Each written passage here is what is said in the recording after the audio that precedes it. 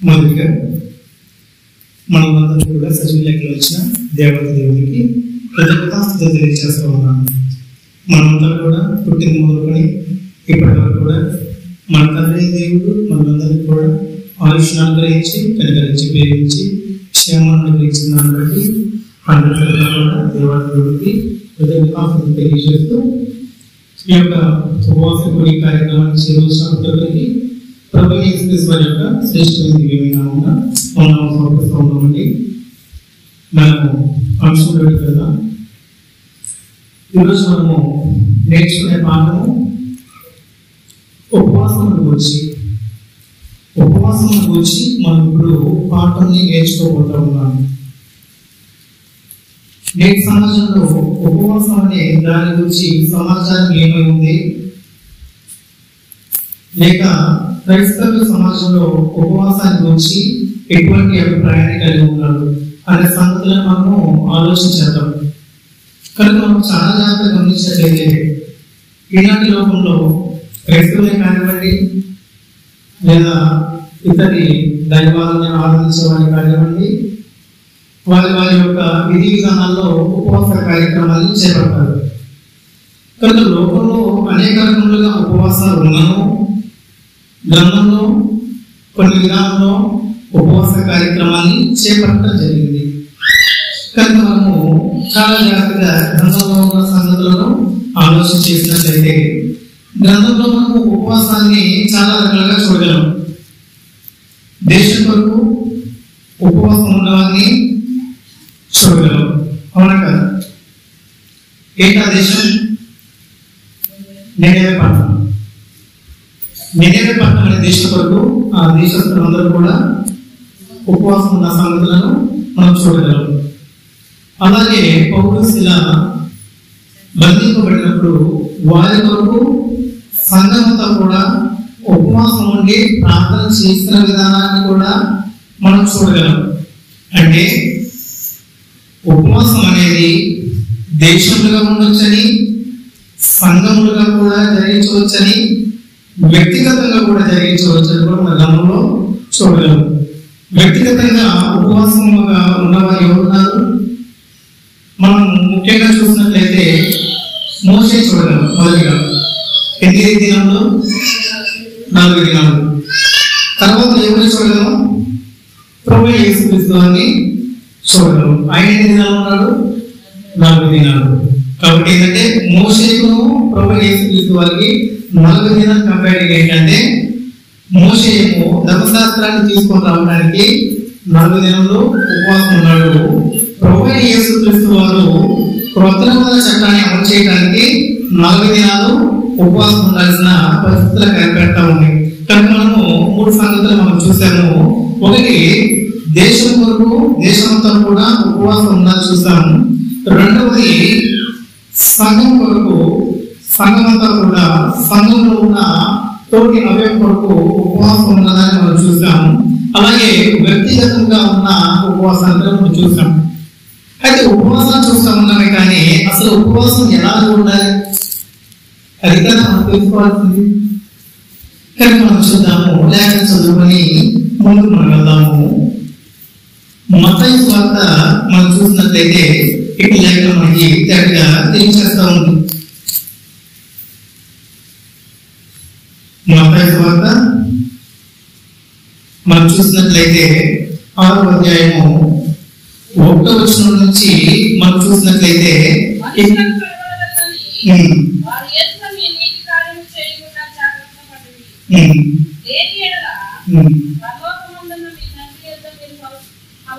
పొందరు. అయితే ఇక్కడ మనము చాలా జాగ్రత్తగా గమనించినట్లయితే ఇక్కడ మనకి 3 భాగములుగా మాట్లాడుతూ ఉంటాడు. ఒకటి, దాతృత్వం గురించి మాట్లాడతాడు మొదటిగా. రెండవదిగా ప్రార్థన విషయమే మాట్లాడుతూ ఉంటాడు, ఫల విషయంలో. మూడవదిగా ఇక్కడ మనకి చూసినట్లయితే 16వ వచనంలో, మీరు ఉపవాసం చేయనప్పుడు వేషధారుల వలె దొక్కముక్కులై ఉండకుడి, తాము ఉపవాసము చేయుచున్నట్టు మనుషులకు కనబడవలని వారు తమ ముఖములను వికారం చేసుకొందురు, వారు తమ ఫలమును పొంది ఉన్నారని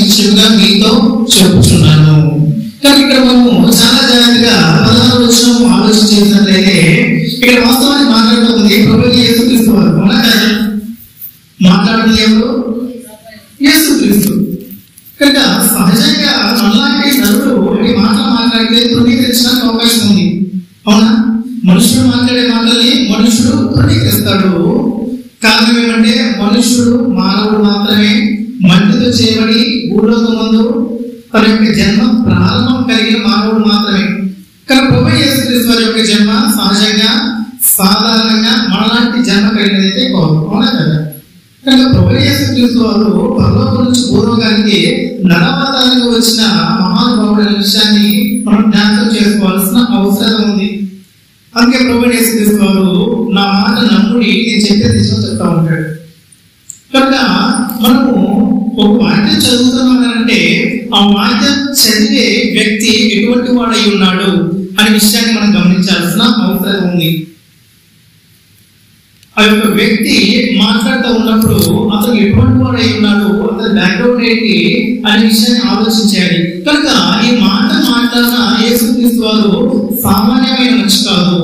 ఆయన మాట మనం ఖచ్చితంగా వినాల్సిన సంగతిని మోషే గారు కూడా ముందుగానే తెలియజేశారు. అవునా కదా?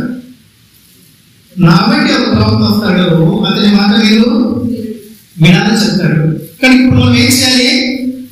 ప్రభువు యేసుక్రీస్తు వారి యొక్క మాట వినాల్సిన అవసరం ఉంది. కనుక శ్రద్ధ కలిగి మనము ఈ సంగతులను చాలా జాగ్రత్తగా ఆలోచించేద్దాం. మనుషులు దేవునికి ఎలాగో ఆ యొక్క ఉపవాస విధానాన్ని అర్పించాలి అనుకుంటున్నారు కదా, మనం పక్కన పెట్టేస్తే అసలు దేవుడిని యొక్క నుంచి ఉపవాస విధానాన్ని ఎలా కోరుకుంటున్నాడని మనం ఆలోచన చేయాలి. అవునా కదా? మనం ఏం చేస్తామంటే మనకు నచ్చింది మనం వివాదం చూస్తున్నామే, కానీ దేవుడికి మన యొక్క నచ్చింది ఏదైతే ఉందో అది కోరుకుంటున్నాడా లేదా అని మనల్ని మనము ప్రశ్నించుకోవాల్సిన అవసరం ఉంది. కానీ ఇక్కడ 14వ వచనంలో ఏమో తెలియజేస్తా ఉన్నాడంటే, మీరు ఉపవాసం చేయనప్పుడు వేషధారుల వలె దుఃఖముఖములై ఉండకుడి, తాము ఉపవాసం చేయుచున్నట్టు మనుషులకు కనబడవలని వారు తమ ముఖములను వికారం చేసుకుందరు, వారు తమ ఫలమును పొంది ఉన్నారని నిశ్చయంగా మీతో చెప్పుచున్నాను. ఇక్కడ ఆఖరికి ఒక మాట మాట్లాడుతూ ఉన్నాడు. ఏమో చెప్తా ఉన్నాడంటే, వారు తమ ఫలములను పొంది ఉన్నారు. పొందేశారు ఫలం. చాలా జాగ్రత్తగా గమనించండి. వీరు మనుషుల ఎదుట ముఖమును వికారంగా చేసుకొని ఉన్నారంట, ఉండి తమ యొక్క ఉపవాస క్రమాన్ని మనుషులకి కనబడవలనని ఆ యొక్క ప్రవర్తన విధానాన్ని కనపరుస్తా ఉన్నారంట. ఇలా ఉన్నా కానీ వారి యొక్క ఫలాన్ని పొందున్నారంట. అయితే వీరు పొందిన ఫలం ఎటువంటిది? దాని కదా మనం ఆలోచించాల్సింది. కనుక నీ యొక్క ఉపవాసాన్ని దేవుడి చేయాలనుకుంటున్నావా, మనుషులు చేయాలనుకుంటున్నావా అనే విషయాన్ని మనము ఆలోచించాల్సిన అవసరం ఉంది.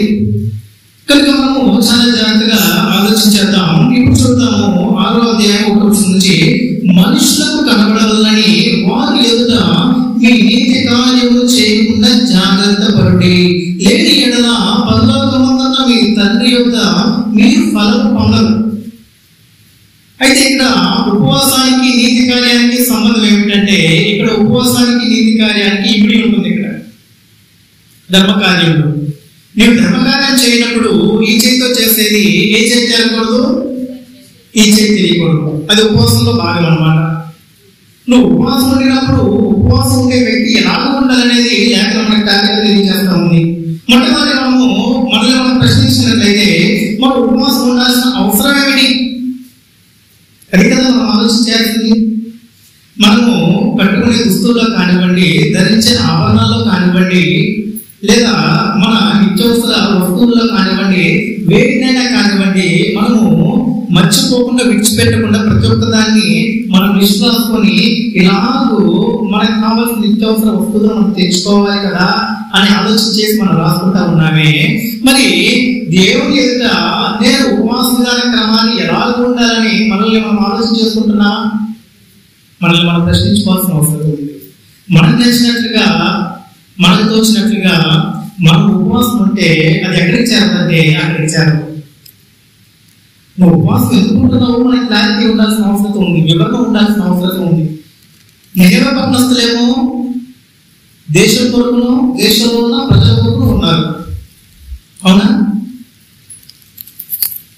పౌలు శీలని బంధింపబడినప్పుడు సంఘస్థులేమో పౌలు కొరకును, శీల కొరకును ఉపవాసం నుండి ప్రార్థన చేస్తారు. క్లారిటీ ఉన్నట్టు చక్కగా వాళ్ళకి ఎటువంటి కన్ఫ్యూజన్ లేదు.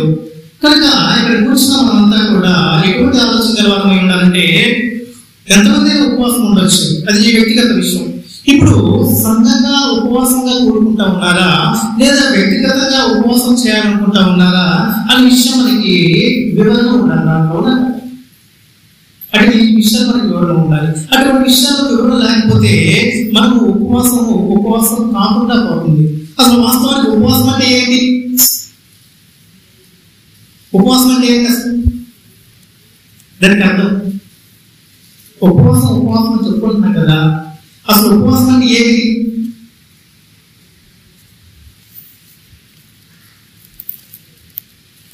ఆలోచించింది ఒకసారి. ఇది ఎవరైనా అడగండి, అసలు ఉపవాసం అంటే ఏమిటి అని అడగండి. రెండు ముక్కలు చెప్తారు. ఏంటంటే నేను అన్నం తినను, మంచినీళ్ళు తాగను. రెండే చెప్తాను. అవునా? నేను అన్నం తినను, మంచినీళ్ళు తాగను. రెండు చెప్తారు. ఇది సహజంగా మనుష్యుడు ఆలోచనకు చెప్పేది. మనుష్యుడు ఉపవాసం అంటే ఇది అని మనుషుని యొక్క ఆలోచన బట్టి చెప్పేది.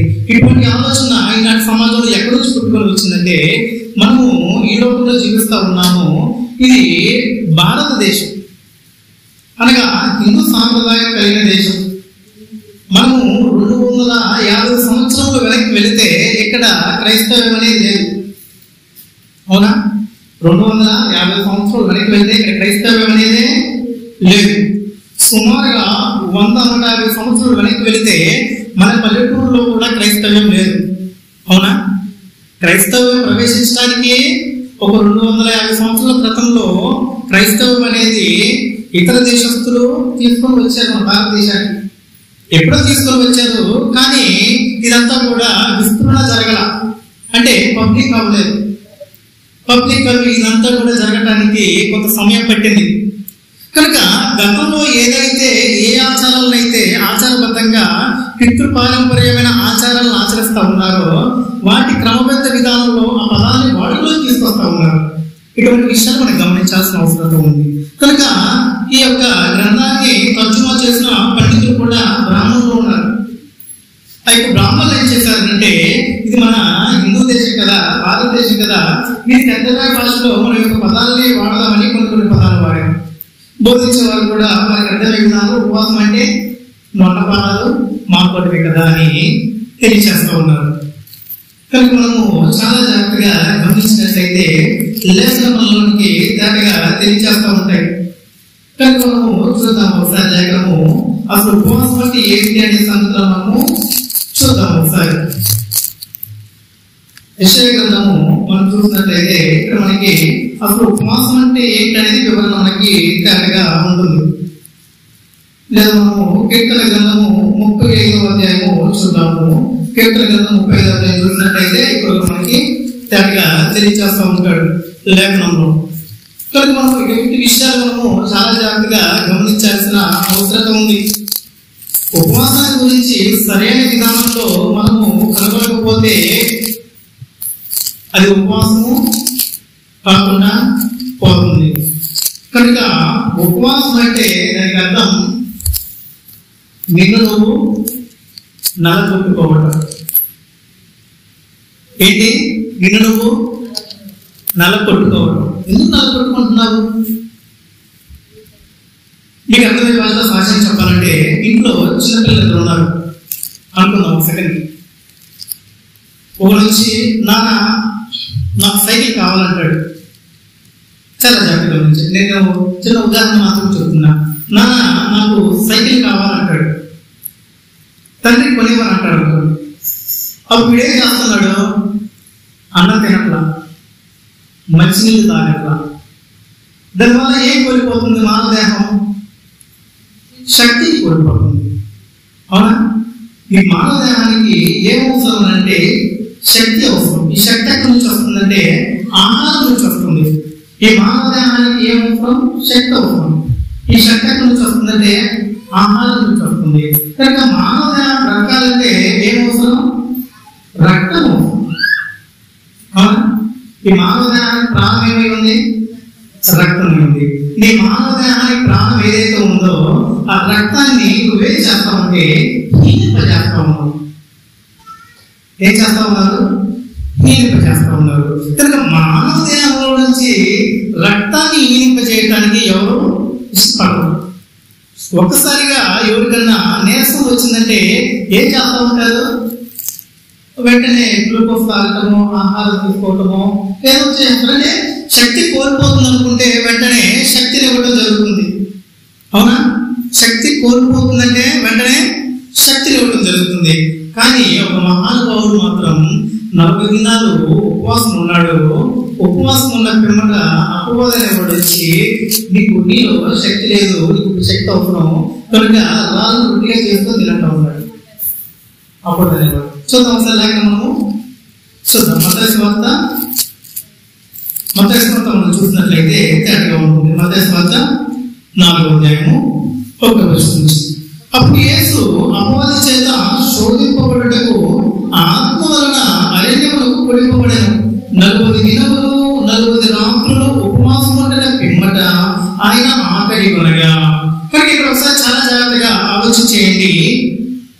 40 దినములు 40 రాత్రులు అంటే రోజుకి 24 గంటలు ఉపవాసం ఉండడం. అంటే సహజంగా మానవులు ఏమో ఆలోచన చేస్తారంటే ఉదయాన్నే కొంచెం మంచినీళ్ళు తాగి, మధ్యాహ్నం కొంచెం ఏదైనా పండ్లు లాంటివి తీసుకొని, సాయంకాలం ఏదైనా పాలు లాంటివి తాగి, రాత్రి వేళ పడుకుని నామం చేస్తారు. ఈ ఉదయకాలం కావాల్సిన క్యాలరీస్ ఏవైతే ఉన్నాయో గంటకు వచ్చి మనిషికి 60 క్యాలరీస్ ఖర్చు అవుతుంది. 60 క్యాలరీలు గంటకి. నువ్వు తినకపో, నువ్వు తినలేదు అనుకోండి, మానవ దేహంలో ఉన్న ఈ కొవ్వు ఉంది కదా, ఫ్యాట్, ఈ ఫ్యాట్ అనేది తీసుకుంటుంది బాడీ. నువ్వు ఆహారం ఎప్పుడైతే తీసుకున్నావో ఈ ఆహారాన్ని క్యాలరీస్ తీసేసుకుంటుంది అనమాట. గంటకు వచ్చి 60 క్యాలరీస్ అనేది ఖర్చు అవుతుంది నువ్వు తిన్నా తినకపోయినా. ఇప్పుడు ప్రభువైన యేసుక్రీస్తు వారు 40 పగల్లో 40 రాత్రులు ఆహారం తీసుకోవాలి. ఆహారం మాత్రమేనా? మంచినీళ్ళు తీసుకోవాలి. అది ఉపవాసం. ఉపవాసం అంటే మనము కొంచెం మంచినీళ్ళు తాగి వాస్తవం చెప్పాలంటే ఉమ్ము కూడా మిగలకూడదు. ఉమ్ము కూడా మిగలకూడదు. దానికి గట్టిగా ఉపవాసం అంటాడు. నీవు ఉపవాసం చేయనప్పుడు నీ దేవుడితో నువ్వు ఒప్పందం చేసుకోవాలి ముందుగానే.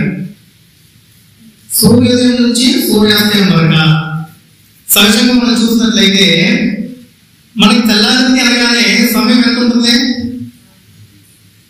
12. మనకి 12 దాటితే డే చేంజ్ అవుతుంది, అనగా రోజు మారుతుంది మనకి. కానీ ధర్మశాస్త్ర చట్ట ప్రకారంగా ఇశ్రాయేలు జనాంగానికి సాయంకాలం 6 దాటితే రోజు మారుతుంది వాళ్ళకి. చాలా జాగ్రత్తగా గమనించండి. మనకేమో సూర్యుడు ఉదయించిన దగ్గర నుంచి మనము ఉదయం పగలుగా పరిగణిస్తాము. ఇశ్రాయేలు జనాంగము సూర్యుడు అస్తమించిన దగ్గర నుంచి మళ్ళా తిరిగి సూర్యుడు అస్తమించిన వరకు పగలుగా పరిగణిస్తారు. రివర్స్ అన్నమాట. మనం అంటే ఇశ్రాయేలు జనాంగము క్రమంగానే ఉన్నారు ధర్మశాస్త్ర చట్ట ప్రకారంగా. కానీ మనం మాత్రం ఏం చేస్తా ఉన్నామంటే గ్రెగోరియన్ క్యాలెండర్ అనే క్యాలెండర్ ప్రకారంగా యొక్క రోజుల విధానాన్ని మనము కొనసాగిస్తూ ఉంటాము. కానీ మనం చాలా జాగ్రత్తగా గమనించినట్లయితే ఇక్కడ ప్రభువైన యేసుక్రీస్తు వారు 40 దినములు 40 పగలును 40 రాత్రులు ఉపవాసం ఉన్నాడంట. ఇప్పుడు ఉపవాసం ఉన్న తర్వాత ఏం జరిగింది అక్కడ చూడండి ఒకసారి. ఉపవాసం ఉండిన పిమ్మట ఆయన ఆకలి కొనగా. కానీ ప్రభువైన యేసుక్రీస్తు వారి యొక్క మానవదాం ఏం కోరుకుంటుంది? ఆహారాన్ని కోరుకుంటుంది. అవునా? ప్రభువైన యేసుక్రీస్తు వారి యొక్క మానవదాయం ఏం కోరుకుంటుందంటే ఆహారాన్ని కోరుకుంటుంది. కనుక 40 దినాల ఉపవాసం ఉండాలనేది కష్టం.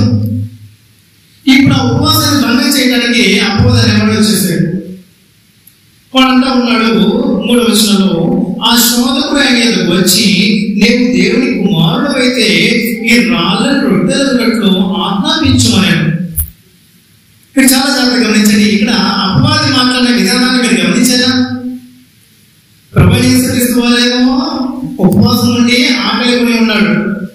ఈ అపవాది వాడు వచ్చి ఏం చేస్తా ఉన్నాడంటే సవాలు విసురుతా ఉన్నాడు.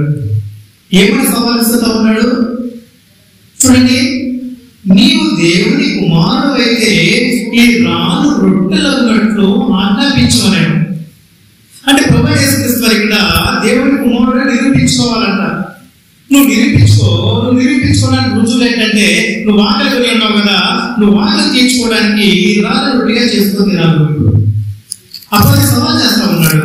అందుకు ప్రభువైన యేసుక్రీస్తు వారు అంటున్నాడు చూడండి, మనుష్యుడు రొట్టె వల్ల మాత్రము కాదు కానీ దేవుని నోటి నుండి వచ్చు ప్రతి మాట వలన జీవించినని వ్రాయబడి ఉన్నది. ఇక్కడ ప్రభువైన యేసుక్రీస్తు వారు ఏం చేస్తా ఉన్నాడు? ఆయుధాన్ని వాడుతూ ఉన్నాడు. ఏంటి ఆయుధం?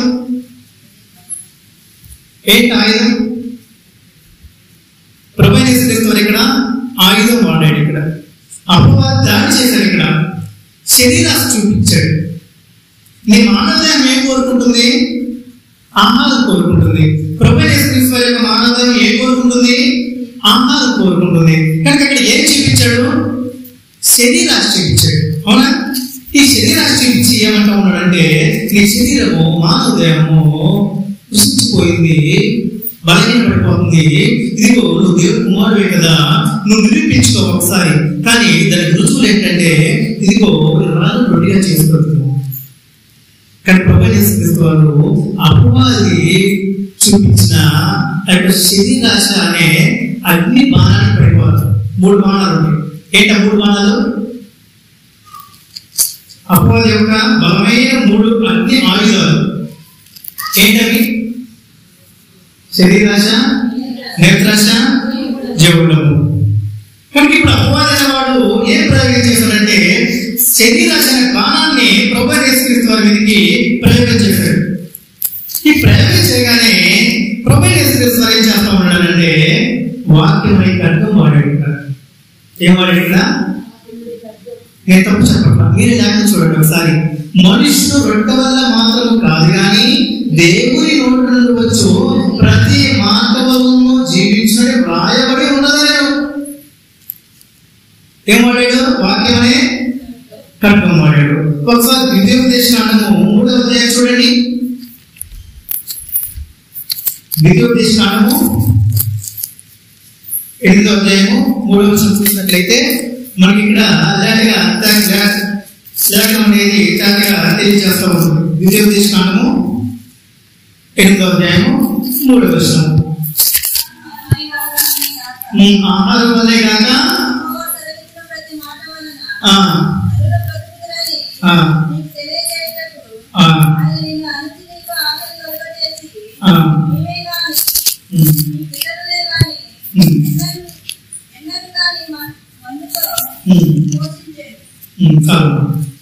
ఇక్కడ మనకి ఏం తెలియజేస్తా ఉన్నాడు? యెహోవా వల్ల కలిగే వాక్యం వలన మనుషులు జీవించవచ్చును. కనుక ప్రభువైన యేసుక్రీస్తు తన సొంతగా మాట్లాడుతున్నా. ప్రభువైన యేసుక్రీస్తు వారు ధర్మశాస్త్రాన్ని లోబడి జీవిస్తూ ఉన్నాడు. ధర్మశాస్త్రాన్ని లోబడి జీవిస్తున్న ప్రభువైన యేసుక్రీస్తు వారు ఏం చేస్తా ఉన్నాడంటే, ధర్మశాస్త్రాన్ని బహుగా ఎదిగిన ఆయన, ధర్మశాస్త్రాన్ని బహుగా బోధించి ఆయన, ధర్మశాస్త్రాన్ని అనుసరించి నెరవేర్చడానికి వచ్చిన ఆయన ఏం చేస్తా ఉన్నాడంటే, ద్వితీయోపదేశకాండము 8వ అధ్యాయం 3వ వచనం తీసుకొని అపవాదికి అలా చేశాడు. నువ్వు రాళ్ళ రొట్టెగా చేసుకొని తిను, నువ్వు దేవుని కుమారుడు అయితే సవాల్ చేస్తే, ప్రభువైన యేసుక్రీస్తు వారు ఆహారం వల్లనే కాక యెహోవా సెలవిచ్చిన ప్రతి మాట వలన నరుడు బ్రతుకునని నీకు తెలియజేయటకు ఆయన నిన్ను అణచి నీకు ఆకలి కలుగు చేసి నీవే గాని నీ పితరులే గాని ఎన్నడెరుగని మన్నాతో నేను పోషించను. కనుక ప్రభువైన యేసుక్రీస్తు వారు ఎక్కడ నుంచి తీసుకున్నాడు వాక్యం? ద్వితీయోపదేశకాండము 8వ అధ్యాయము 3వ వచనం తీసుకున్నాడు. కానీ ఇక్కడ ప్రభువైన యేసుక్రీస్తు వారు వాక్యమనే ఖడ్గం వాడేశాడు. ఇక్కడ అపవాది వాడు ఆహారాన్ని చూపించేస్తా ఉన్నాడు. కనుక శ్రద్ధగా మనం గమనించాల్సిన అవసరం ఉంది, చాలా జాగ్రత్తగా ఆలోచించాల్సిన అవసరం ఉంది. అంటే మనము ప్రభువైన యేసుక్రీస్తు వారు ఉపవాసం ఉన్న విధానాన్ని ఎందుకు చూస్తా ఉన్నానంటే, పౌలు అంటా ఉంటాడు, నేను క్రీస్తుని పోలి నడుచుకొచ్చిన ప్రకారము మీరు నన్ను పోలి నడుచుకోవాలి. మరి నేను ఉపవాసం ఉంటున్నానని చెప్పుకుంటున్నా ఉన్నప్పుడు మనం ఎవరిని పోలి నడుచుకోవాలి? క్రీస్తుని పోలే కదా నడుచుకోవాల్సింది, అవునా కదా? కనుక ఈ ఉపవాసం అనేది దేవుడు అంగీకరిస్తా ఉన్నాడా, అంగీకరించట్లేదా అని మనం ఆలోచించాల్సిన అవసరం ఉందండి.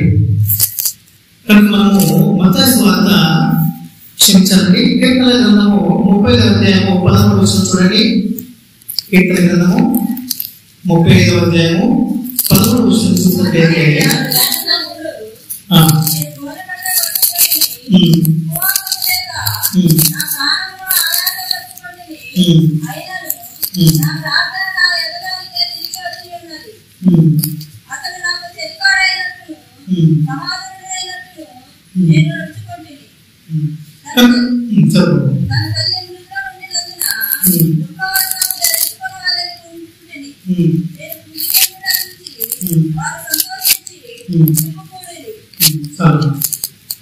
ఇక్కడ మనకి ఏమని తెలియచేస్తా ఉన్నాడు?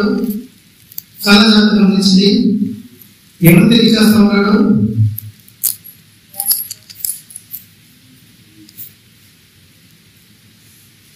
వారు వ్యాధితో, కీర్తన 35వ అధ్యాయం 11వ వచనము, వారు వ్యాధితో ఉన్నప్పుడు నేను గోనబట్ట కట్టుకొని ఉపవాసం చేత నా ప్రాణమును ఆయాసపరుచుకొంటిని. కనుక మనము మొదట్లో ఏం చెప్పుకున్నాము? ఉపవాసం అంటే ప్రాణమును ఆయాసపరుచుకోవటం, నీ ప్రాణమును హీనింప చేసుకోవటం, అవునా? కానీ ఉపవాసం అంటే, ఇప్పుడు చెప్పండి, ఉపవాసం అంటే ఏమిటి? మీ ప్రాణమును ఆయాసపరుచుకోవటం. చాలా మంది ఉపవాసం అంటే ఇలాగో అలా అనుకుంటా ఉన్నారు, కానీ అసలు ఉపవాసము అంటే ఏమిటనేది గ్రంథం మనకి తేటగా తెలియజేస్తా ఉంది. యెహోవా గ్రంథాన్ని పరిశీలించి చదువుకోండి అని చెప్పింది లేఖనం, అవునా కాదు మనకి? కనుక మనము యెహోవా యందు భయభక్తులు గలవారమై ఉండి క్రీస్తు కలిగిన మనసు మనకు కలిగిన వారమై ఉండి జీవిస్తా ఉంటే మనం ఎటువంటి వారమై ఉండాలనంటే, నువ్వు ఉపవాసం ఉండాలనుకుంటున్నావా? అయితే ఇలాగే ఉండాలి. అది లేక మనకు దాంట్లో తెలియజేస్తా ఉంది. మరి మనం ఎంతమంది ఆయాసపరచుకుంటున్నాము ఆలోచన చేసుకోవాల్సిన అవసరం ఉంది. మనుషుల ముందు ఆయాసపరచుకుంటున్నామా? దేవుని మీద ఆయాసపరచుకుంటున్నామా? ఇప్పుడు కూర్చున్న అందరం కూడా ఇక్కడ ఉన్నాము, సంఘంగా ఉపవాసం ఉంటా ఉన్నారా? ఒకరికి తెలుస్తా ఉంది. ఇది ఉపవాసం దేవుని ఎదుట. మేము సంఘంగా ఉపవాసం ఉంటున్నాము అనేది దేవుని ఎదుట ఉపవాసం. కానీ నువ్వు వ్యక్తిగతంగా ఉపవాసం ఉంటా ఉన్నావా? పక్కన వ్యక్తికి తెలియకూడదు. కనుక చూడండి, 11వ వచనంలో వారు వ్యాధితో ఉన్నప్పుడు గోనబట్ట కట్టుకొని ఉపవాసం చేత నా ప్రాణము ఆయాసపరచుకొనెను, అయినను నా ప్రార్థన నా ఎదలోనికే తిరిగే వచ్చి ఉన్నది. ఇది వేరే సంగతి. కనుక మనకి లేఖనాలు తేటగా తెలియజేస్తా ఉన్నాయి. మీకు ఇటువంటి సంగతులు ఎందుకు తెలియజేస్తా ఉన్నానంటే, దేవుడు కోరుకున్న విధానము ఎటువంటిదై ఉందో ఆ మార్గంలో మనం వెళ్తేనే మనం పొందుకోగలం. మీరు ప్రార్థన చేయనప్పుడు మనుషుల యొక్క వారికి కనబడవాలని ప్రార్థన చేసినా, మనుషుల యొక్క వారికి కనబడాలని నువ్వు ధర్మకార్యం చేసినా, చూసిన వ్యక్తి ఏమంటాడు? అయ్యో ఇతను 1000 రూపాయలు దానం చేశాడు అన్నాడా? అన్నాడా? అయ్యో ఇతను 1000 రూపాయలు దానం చేశాడు, అదిగో ఆ పెద్ద ఆవిడ ఒక 500 దానం చేసింది. నా నోటితో ఎప్పుడైతే వచ్చేసింది ఆ పదము, నా దగ్గర నుంచి నీకు ఫలం వచ్చిందే కానీ దేవుని దగ్గర నుంచి నీకు ఫలం రాలా. కారణం ఏమిటి? మనుషుల ఎదుట మీ క్రియలను కనపరచకూడదు. ఏ క్రియలను? నీతి క్రియలను. మనుషుల ఎదుట కనపరచకూడదు అంటే మనుషులకి తెలియాలని కనపరచకూడదు. ఉద్దేశం అది అక్కడ మాట్లాడుతుంది. నీ భావనేమో నేను దేవుని ఎదుట చేస్తున్నానని ఉండాలి, అంతేకాని దేవుని ఎదుట చేస్తా ఉన్నాను, మళ్ళీ తిరిగి నేను దేవుని కొరకు చేస్తా ఉన్నాను, దేవుని దృష్టిలో నేను గొప్పవారి ఎంచబడాలని చేస్తా ఉన్నాను, ఈ విషయాన్ని నలుగురు చూడాలి, నలుగురు వినాలి అనే సంగతి భావాన్ని కలిగి మనం ఉన్నాం అనుకోండి, చూసిన వారు ఏమంటారు? వెంటనే పలానా వారు 1000 రూపాయలు ఇచ్చారు, పలానా వారు 100 ఇచ్చారు, పలానా వారు 1,00,000 రూపాయలు ఇచ్చారు, పలానా వారు అలా ఇచ్చారని చెప్పుకుంటారు. అవునా కదా? ఎప్పుడైతే మనం దాన్ని పబ్లిక్ చేసుకున్నామో ఆ మనిషిని ఎదురు చదువు చేస్తుంది. అందుకే మనం మొదట్లో చదివిన లేఖనము అది తెలియజేస్తా ఉంది. చూడండి, మత్తయి సువార్త 6వ అధ్యాయము 1వ వచనం నుంచి, మనుషులకు కనబడవలనని వారి ఎదుట మీ నీతి కార్యములు చేయకుండా జాగ్రత్త పడుడి. మొట్టమొదటి ఏం చేయాలి? మనుషులకు కనబడవలని మీ నీతి కార్యములు చేయకుండా ఉండటకు ఏం చేయాలి? జాగ్రత్త పడాలి. ఎందుకని? ఎందుకు జాగ్రత్త పడాలి? ఎందుకు జాగ్రత్త పడాలంటే ఆత్మ సంబంధమైన కుటుంబంలో జీవించే ఆత్మ సంబంధమైన దేవుడి కుమారుడు గాని కుమార్తె గాని అయ్యుంటే అటువంటి క్రమంలో ఉంటారు. భౌతిక సంబంధమైన జీవితం జీవించే వారైతే ఏం చేస్తా ఉంటారంటే ఆత్మ సంబంధమైన దేవునితో సంబంధం లేదు, భౌతిక సంబంధమైన మనుషులు కనపడితే చాలు, వారి వల్ల నేను గొప్ప పొందాలనుకుంటా ఉంటారు. దానివల్ల ఎటువంటి ప్రయోజనం లేదు, దానివల్ల ఎటువంటి ప్రయోజనం లేదు. లోక భాషలో చెప్పాలంటే అది ఒక వ్యాపారం, అది ఒక వ్యాపారం లాంటిది. చూడండి, మనుషులకు కనబడవలని వారి ఎదుట మీ నీతి కార్యము చేయకుండా జాగ్రత్త పడుడి, లేని ఎడల పరలోకమందున మీ తండ్రి యొద్ద మీ ఫలము పొందరు. ఎక్కడి నుంచి పొందరు? పరలోకం నుంచి, మీ తండ్రి యొద్ద నుంచి మీ ఫలము. ఒక్కొక్క పదాన్ని క్షుణ్ణంగా ఆలోచించేయండి. ఏమంటాడు చూడండి, పరలోకమందున మీ తండ్రి యొద్ద మీరు ఫలము పొందరు. ఒక్కొక్క పదాన్ని మనం క్షుణ్ణంగా ఆలోచించాల్సిన అవసరం ఉంది. ఇది ఏదో మానవుడు ఊహించినట్టు, మానవుడు ఆలోచన చేసినట్టు, మానవుడి యొక్క ఊహలో నుంచి పుట్టిన గ్రంథం కాదు. అవునా కదా? నన్ను గుడిగా నమ్మాల్సిన అవసరం లేదు, దైవ గ్రంథాన్ని నమ్మాల్సిన అవసరం ఉంది. కనుక ఒకసారి లేఖనం చూద్దాం. మనము పేతురు రాసిన పత్రిక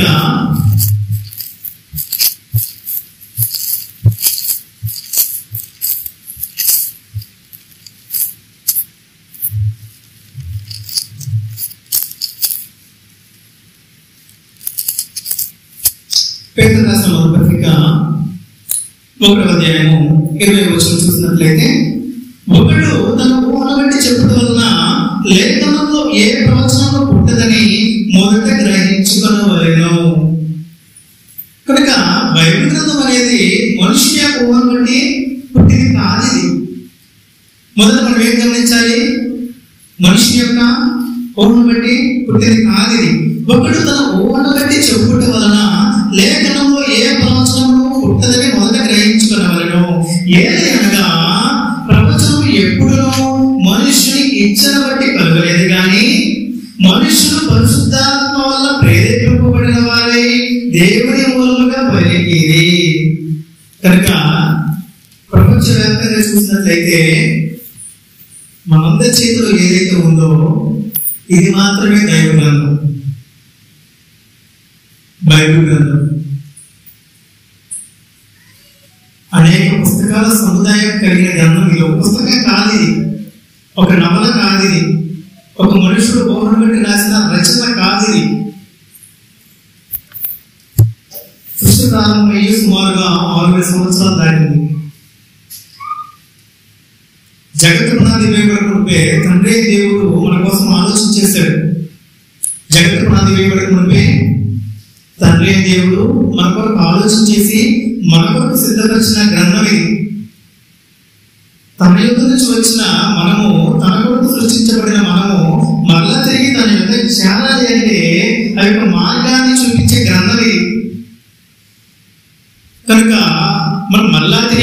దేవుని చెంతకి చేరాలన్నా, దేవుని యొక్క ఇష్టానుసారమైన జీవితం మనం జీవించాలన్నా దానికి ఆధారం ఏంటంటే బైబిల్ గ్రంథమే. అవునా కదా? కనుక ఈ బైబిల్ గ్రంథాన్ని మనము తృణీకరించుకోవడం, తృణీకరిస్తే ఖచ్చితంగా శాపగ్రస్తం అవుతాం. కనుక గ్రంథంలో ఉన్న మాటలు దైవావేశం వల్ల కలిగే కానీ మనుషుని యొక్క ఆవేశం వల్ల కలిగిన కాదు. మనుషుని యొక్క ఆవేశం వల్ల కలిగేది దైవికమైన మాటలు కాదు, బూతులు. అవునా? మనుషులు ఆవేశంతో మాట్లాడేది బూతులే, వేరే మాట్లాడారు. ఆలోచనతో మాట్లాడితే మంచి మాటలు మాట్లాడతారు, కానీ ఆవేశంతో మాట్లాడితే దుర్భాషలు. దైవావేశం వల్ల కలిగిన మాట్లాడే విషయాన్ని మనం గమనించుకోవాల్సిన అవసరం ఉంది. కానీ మనం ఇక్కడ చూసినట్లయితే 2వ వచనం నుంచి, మీరు కావున నీవు ధర్మము చేయనప్పుడు మనుషుల వల్ల ఘనత పొందవలని వేశ్యదారుల సమాజ మందిరంలోను వీధులలోను చేయలాగున నీ ముందర పూర్వపడవద్దు. వారు తమ ఫలమును పొంది ఉన్నారని నిశ్చయంగా మీతో చెప్పుచున్నాను నేను. చాలా జాగ్రత్తగా గమనించండి. కావున నీవు ధర్మం చేయనప్పుడు మనుషులకు కనబడవలనంట. కావున నీవు ధర్మం చేయనప్పుడు మనుషుల వల్ల ఘనత పొందవలనని వేశ్యదారుల సమాజ మందిరంలోను వీధులలోను చేయలాగున నీ ముందర బోర బోధింపవద్దు. వారు తమ ఫలం పొంది ఉన్నారని నిశ్చయంగా మీతో చెప్తున్నారు. ఫలం అయితే పొందారు, కానీ ఫలం ఎక్కడి నుంచి వచ్చింది? ధర్మం చేయనప్పుడు బోర బోధిస్తున్నారంట. బోర ఏంటి? ప్రచారం చేస్తూ ఉన్నారు. ఇప్పుడు మనం చెప్పుకున్నాం కదా, ఇదిగో ఏమి ఇది చేసింది, ఇదిగో ఆయన అదానం చేశాడు అని చెప్పుకుంటున్నాం కదా. అది బోర అంటే ప్రచారం. దాన్ని ప్రచారం చేయకూడదు. ఎప్పుడైతే ప్రచారం చేశావో వారి వల్ల ఏం కలుగుతుంది? మెప్పు కలుగుతుంది. శబాష్, చక్కగా దానం చేస్తావు చేయడం వల్ల నేను తెచ్చుకుంటున్నాను. మనుషుల వల్ల పొందేస్తావు, ఫలం అయితే పొందాడంట. కానీ ఆ ఫలం ఎక్కడి నుంచి రాలా? చూడండి, పరలోకమందున్న మీ తండ్రి యొద్ద మీరు ఫలము పొందరు. కారణం ఏంటి? మనుషుల ఎదుట కనబడే వల్లని చేయకూడదంట. కారణం చూడండి, మనుషులకు కనబడాలని వారి ఎదుట మీ నీతి కార్యము చేయకుండా జాగ్రత్త పడి. కనుక మనుష్యుల ఎదుట నీతి కార్యము చేయకుండా జాగ్రత్త పడాల్సిన అవసరం ఉంది. ఎందుకు జాగ్రత్త పడాలంటే, మనుష్యుని ఎదుట చేస్తే నువ్వు మనుష్యుని వలన గంట పొందుతావు, మనుష్యుని వలన మెప్పు పొందుతావు. కనుక నువ్వు బోర ఎప్పుడైతే ఊహించేసావో నువ్వు ఫలాన్ని పొందేసుకున్నావు. నువ్వు ఎప్పుడైతే శబాష్ అనిపించుకున్నావు మానవుడి చేత, దేవుని నుంచి రాదు. అందుకే ఇక్కడ తేటగా తెలియచేస్తా ఉన్నాడు. ఇప్పుడు చెప్తా ఉన్నాడు, చూడండి 3వ వచనము, నీవైతే ధర్మము చేయనప్పుడు నీ ధర్మము రహస్యమందు నిమిత్తము నీ కుడి చేయనది. చూడండి, నీ కుడి చేయనది నీ ఎడమ చేతికి తెలియకుండవలని అట్లయితే రహస్యమందు చూచి నీ తండ్రి నీకు ప్రతిఫలం ఇచ్చును. ఓహో, మనుషులకి కనబడవలని చేసినగా ప్రతిఫలం వచ్చిందంట. మనుషులకి కనబడకుండా దేవుని ఎదుట మాత్రమే దేవుడే కనబడవాలని చేసిన వాడికి ప్రతిఫలం వచ్చిందంట. ఇద్దరికి ప్రతిఫలం వచ్చింది. కానీ మనుషులకి కనబడవాలని చేసిన వాడికి మనుషుని ఎదుట నుంచి వచ్చేసింది. కానీ దేవుని ఎదుట చేసిన వారికి ఎక్కడి నుంచి వచ్చిందంట? నీవైతే ధర్మము చేయనప్పుడు రహస్యముగా నుండు, ఏమంటా ఉన్నాడు? రహస్యముగా నుండు నిమిత్తము నీ కుడి చేయనది ఎడమ చేతికి తెలియకుండా వలనని అట్లయితే రహస్యమును చూచి నీ తండ్రి నీకు ప్రతిఫలం ఇచ్చును.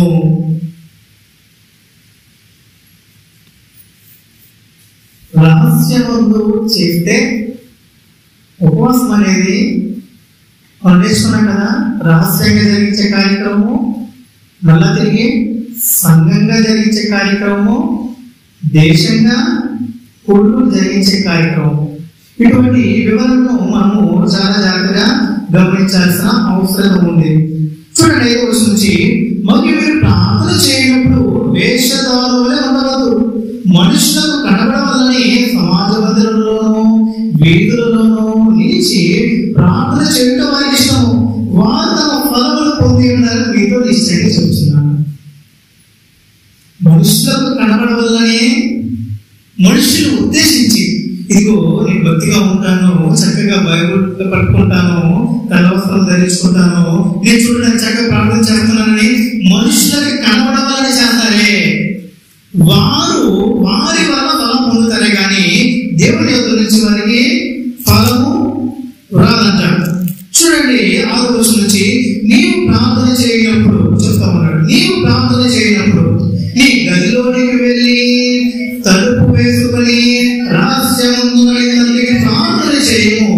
అప్పుడు రహస్యమును చూచి నీ తండ్రి నీకు ప్రతిఫలమిచ్చును.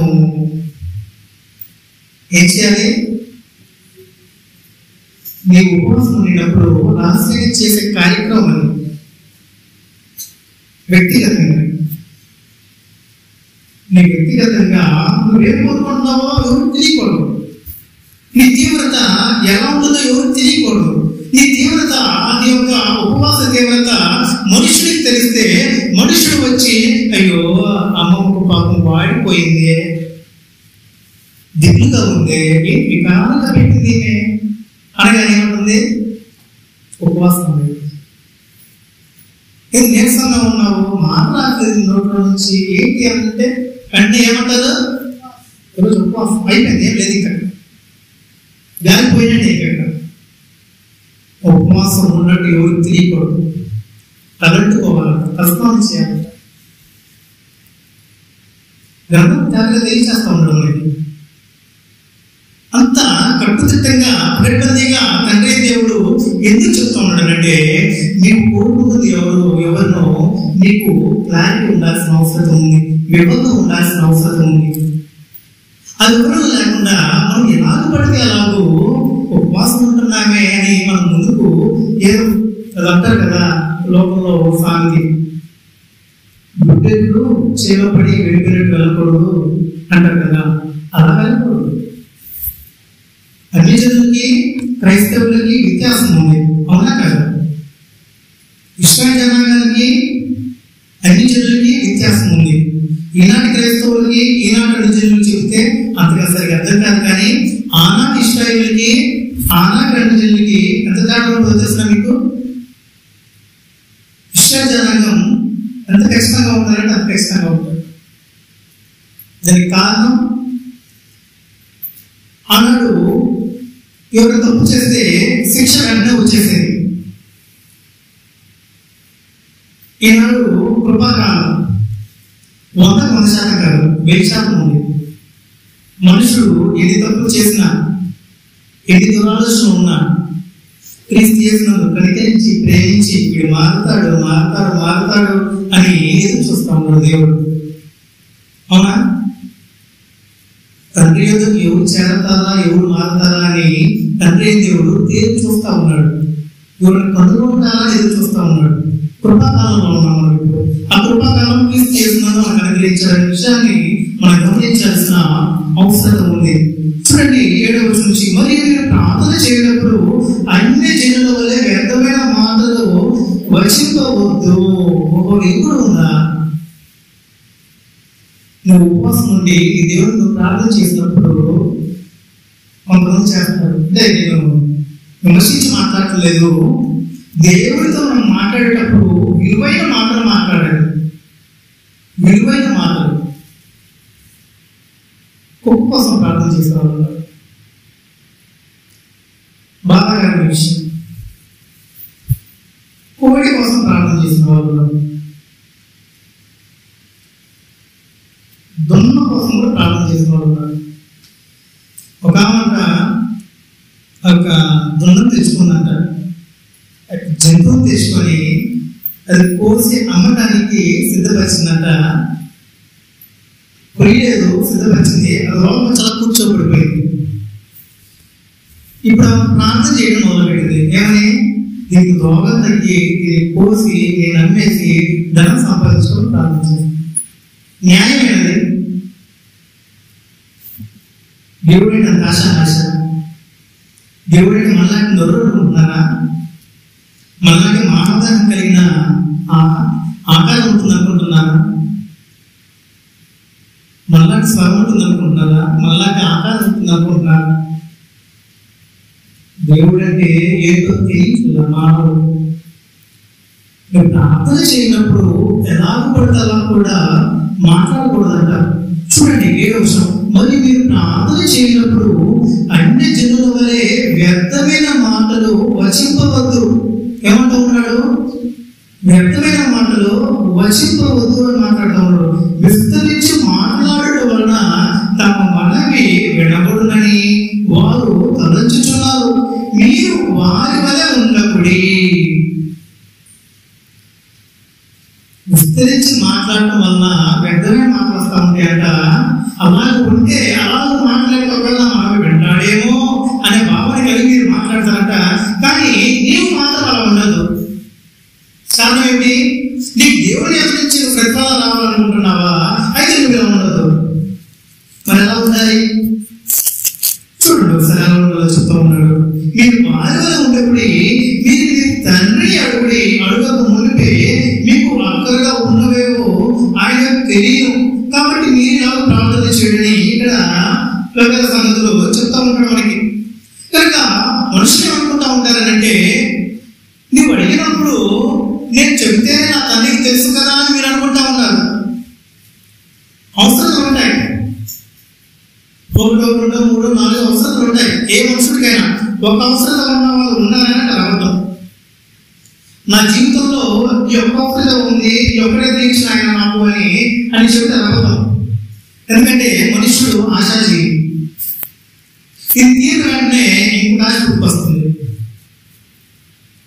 సహజంగా చెప్పాలంటే సైకిల్ కొద్ది సైకిల్ తిరగాలనుకుంటాడు. కొంతకాలం పోయిన తర్వాత ఏమనుకుంటా ఉంటాడు? బైక్ కొనాలనుకుంటాడు. అదొక కారణం. బైక్ తర్వాత మళ్ళీ ఏమనుకుంటాడు? కారు కొనాలనుకుంటాడు.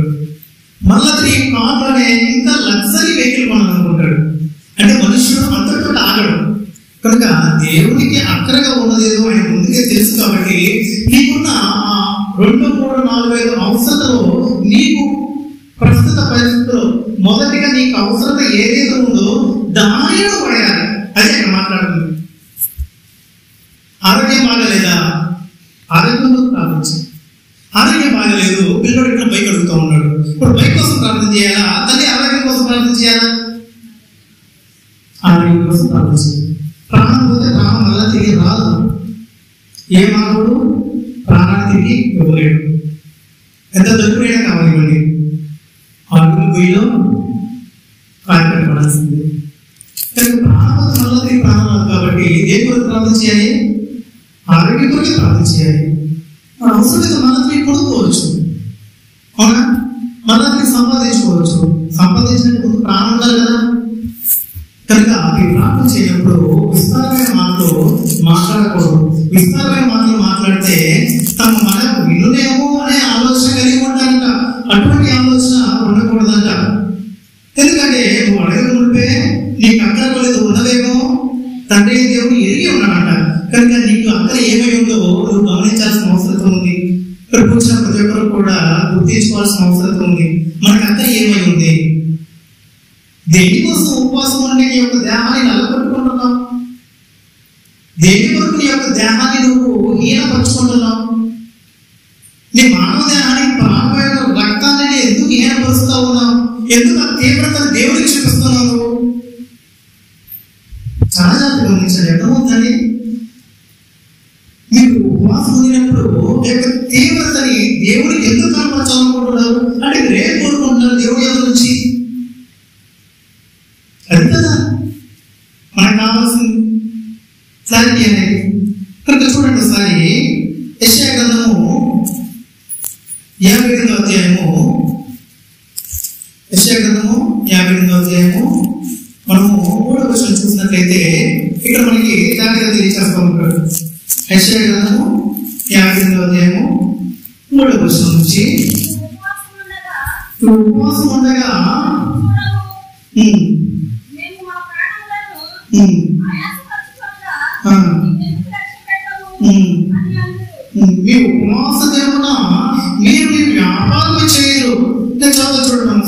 నుంచి మేము ఉపవాసం ఉండగా నీవెందుకు చూడవు? చూడట్లేదంట. ఉపవాసం ఉన్నారంట కానీ దేవుడు చూడట్లేదంట. కారణం ఏంటి? కారణం అంటే చూస్తూ ఉన్నాడు ఇక్కడ. మేము మా ప్రాణమును ఆయాసపరుచుకుంటున్నాం. ఓహో, ఉపవాసం ఉన్నారట, మళ్ళీ ఏం చేస్తా ఉన్నారు? మేము ప్రాణాన్ని ఆయాసపరుచుకుంటున్నాం. ఉపవాసం ఉంటే చూడలేదంట. మళ్ళీ ఏం చేస్తున్నాడు? ఎక్స్ప్లెయిన్ చేస్తా ఉన్నాడు, వివరిస్తా ఉన్నాడు. నేను నా ప్రాణాన్ని ఆయాసపరుచుకుంటున్నా, ఎందుకు చూడలేదు నువ్వు అని ప్రశ్నిస్తా ఉన్నాడు. నీవెందుకు లక్ష్య పెట్టట్లేదంట. లక్ష్య పెట్టట్లేదంటే తృణీకరించడం. తృణీకరించడం అంటే మనము ఒక పనికిరాని పేపర్ ముక్కని చింపి పడేస్తాం కదా, దాని దగ్గర వెళ్ళలేక మనం వదిలేస్తాం. దాని బాగుండదన్నమాట. కనుక మేము ఉపవాసం ఉండగా నీవెందుకు చూడవు? మేము మా ప్రాణమును ఆయాసపరుచుకునగా నీవెందుకు లక్ష్య పెట్టవు అని అందరూ. మీ ఉపవాసమున మీరు మీ వ్యాపారం చేయదురు. ఏం చేయకూడదు? ఉపవాసం ఏమన్నా మీరు ఉపవాసం ఉన్నప్పుడు ఏం చేయకూడదు? జీవనోపాధి చేయకూడదు. రైటేనా? కాదు. నేను ఉపవాసం ఉన్నాను కానీ నేను పైకి వెళ్తున్నానంటే దేవుడు అంగీకరించాలంటారు. నేను ఉపవాసం ఉన్నాను, నాకు ఈరోజు లాభకరమైన సంపాదన ఉంది అంటే దేవుడు అంగీకరించాలంటారు. ఇంకా ఇప్పుడు చదువుతాం. మీ పనివారి చేత కఠినమైన పని చేయించకూడదు. ఒకవేళ యజమాని ఉపవాసం అంటే తన పనివారి చేత కఠినమైన పని కూడా చేయించకూడదట. మీరు కలహపడుచు, వివాదము చేయించు, అన్యాయంగా గుర్తులాడుచు ఉపవాసం ఉందరు. అద్భుతంగా లేఖనాలు మనకు తేలిగా తెలియజేస్తున్నాడు. చూడండి, చాలా చక్కగా తెలియజేస్తూ ఉన్నాడు. ఉపవాసం ఎందుకు అంగీకరించడం చెప్తా ఉన్నాడు మనకి. అవునా కదా? ఈ ఉపవాసం దేవుడు అంగీకరించాలంటే నీ ఉపవాసం దేవుడు కోరుకున్న విధానంలో ఉండాలి. ఎలా కోరుకుంటున్నాడు? ఎలా ఉంటే అంగీకరించాడట? చూడండి, 3వ వచనం నుంచి మేము ఉపవాసం ఉండగా నీవెందుకు చూడవు? మేము మా ప్రాణములను ఆయాసపడుతున్నగా నీవెందుకు లక్ష్య పెట్టవు అని అందరూ. మీ ఉపవాస దినమున మీరు మీ వ్యాపారం చేయుదురు. నేను ఎందుకు లక్ష్య పెట్టనంటే మీరు ఉపవాస దినమున మీరు వ్యాపారం చేస్తా ఉన్నారు, అందుకు నేను లక్ష్య పెట్టను. మీ పనివారి చేత కఠినమైన పని చేయించదు, అందుకు లక్ష్య పెట్టను. మీరు కలహమాడుచున్నారు, అందుకు లక్ష్య పెట్టను. వివాదం చేయించున్నారు, అందుకు లక్ష్య పెట్టను. అన్యాయంగా గుర్తులాడుచున్నారు. 2 సంగతులు అన్నమాట. ఒకటి అన్యాయం చేస్తూ ఉన్నారు, రెండోది గుర్తులాడుచున్నారట. ఇలాగ ఉంటే ఉపవాసం చేస్తే ఎలా లక్ష్య పెడతాడండి తండ్రి దేవుడు? ఇది తెలుసుకోవాలి కదా మనం. అవునా కదా?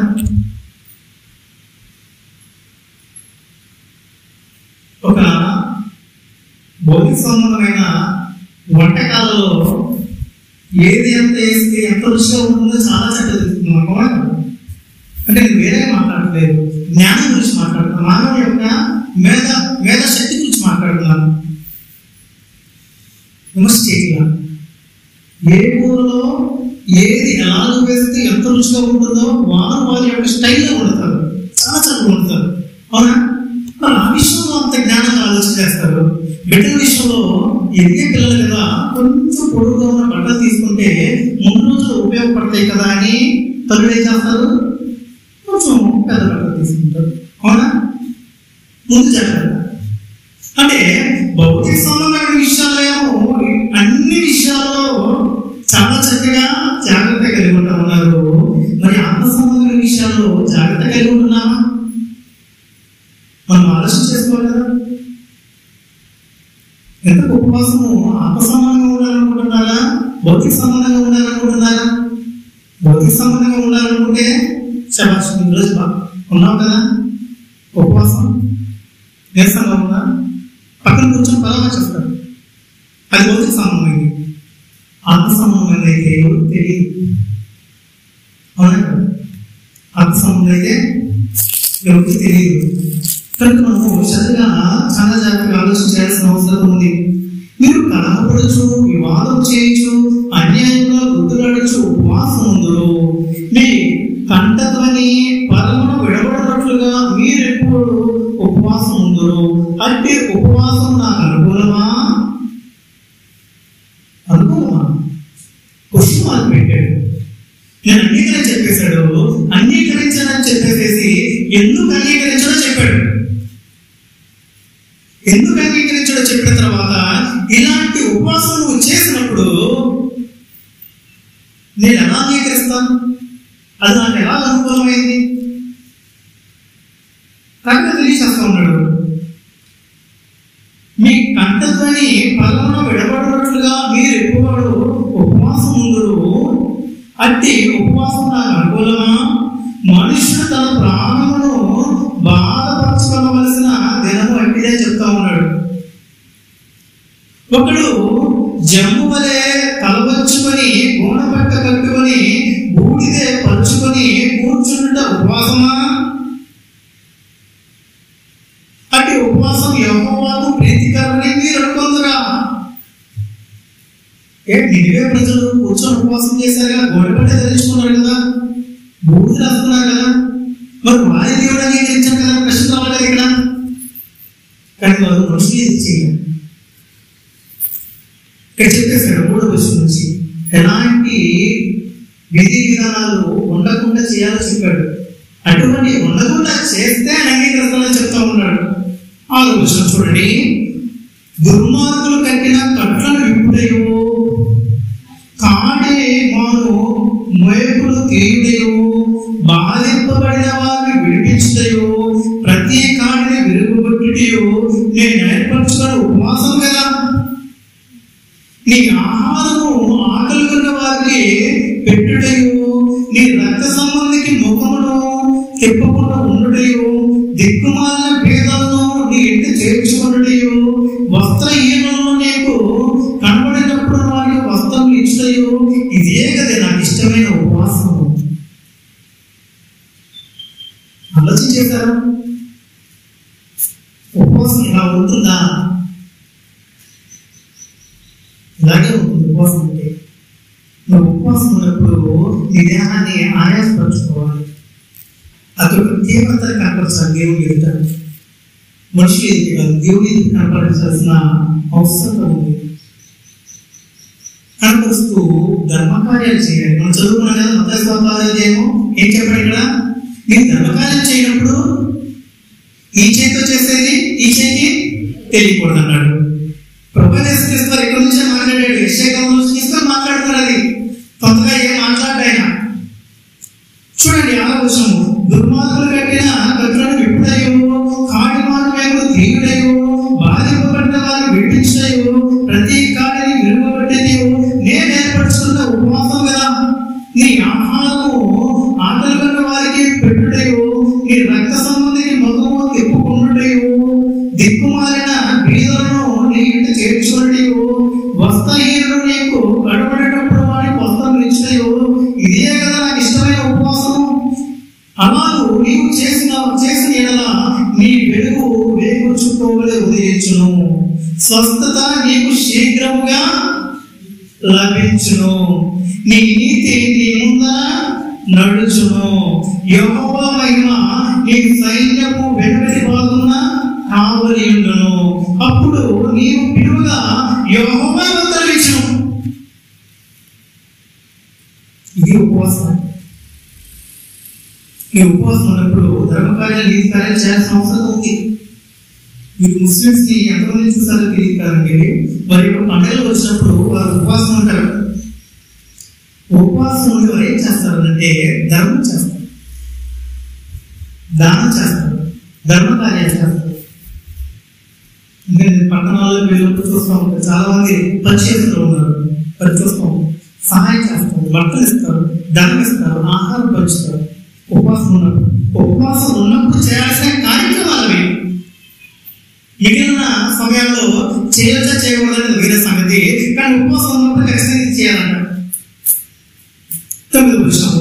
అప్పుడు నీవు పిలువగా యెహోవా ఉత్తరమిచ్చును, నీవు మొరపెట్టగా ఆయన నేనున్నాను, ఇతరులకు బాధించటకును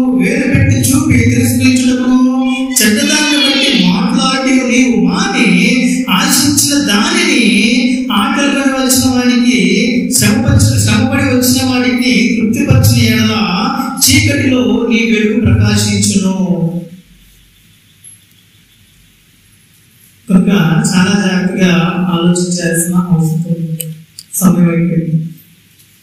ఉపవాసం గురించి మనం ఏం నేర్చుకున్నప్పుడు మనుషులకి కనబడాలని కాదు. ఉపవాసం అంటే ఉట్టి అన్నపానాన్ని విడిచిపెట్టి ఉండడమే కాదు, మీ యొక్క ధర్మకార్యాలని, మీ యొక్క సత్యాలని, మీ యొక్క నడవడిని, వీటన్నిటిని కన్ఫర్మ్ నేర్చుకున్నామా? అవునా కదా? వీటన్నిటిని కూడా మనము కన్ఫర్మ్ నేర్చుకున్నాం. వాటన్నింటినీ కన్ఫర్స్తేనే దేవుడు మీకు ఫలాన్ని ఇస్తాడు. మరి దేవుడి మీద నుంచి ఫలం రావాలి అని అంటే ఖచ్చితంగా ఇలాగ ఉపవాసం ఉండాల్సిందే, మనుషులు ఏది కాదు. కనుక ఉపవాసం అంటే అదేంటి? తను తాను ఆయాసపరచుకోవాలి. ఈ మానవ దేహానికి ప్రాణం రక్తం, ఆ రక్తానికి కావాల్సిన శక్తి ఇవ్వట్ల. శక్తి ఎక్కడి నుంచి వస్తుంది? నువ్వు తీసుకునే ఆహారం నుంచి వస్తుంది. కనుక ప్రభువు యేసుక్రీస్తు వారు యోర్దాను నదిలో బాప్తిజం తీసుకున్న వెంటనే 40 దినములు ఉపవాసం పెట్టాడు. 40 దినములు అంటే ఇక్కడ ప్రత్యేకించి చెప్తా ఉన్నాడు. 40 పగళ్ళు 40 రాత్రులు.